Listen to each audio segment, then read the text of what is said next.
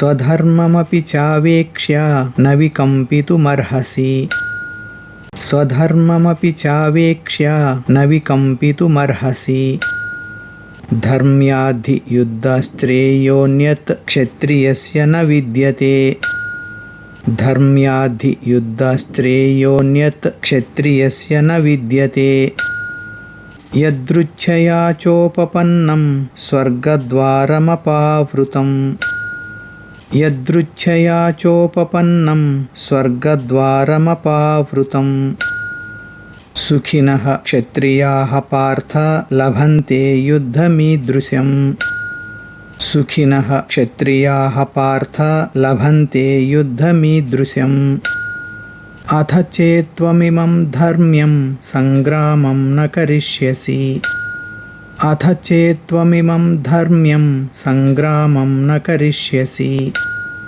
ततः स्वधर्मं कीर्तिं च हित्वा पापमवाप्स्यसि ततः स्वधर्मं कीर्तिं च हित्वा पापमवाप्स्यसि अकीर्तिं चापि भूतानि कथयिष्यन्ति ते व्ययाम् अकीर्तिं चापि भूतानि कथयिष्यन्ति ते व्ययाम् सम्भावितस्य चाकीर्तिर्मरणादतिरिच्यते सम्भावितस्य चाकीर्तिर्मरणादतिरिच्यते भयाद्रणादुपरतं मंस्यन्ते त्वां महारथाः भयाद्रणादुपरतं मंस्यन्ते त्वां महारथाः येषां च त्वं बहुमतो भूत्वा यास्यसि लाघवम् येषां च त्वं बहुमतो भूत्वा यास्यसि लाघवम्।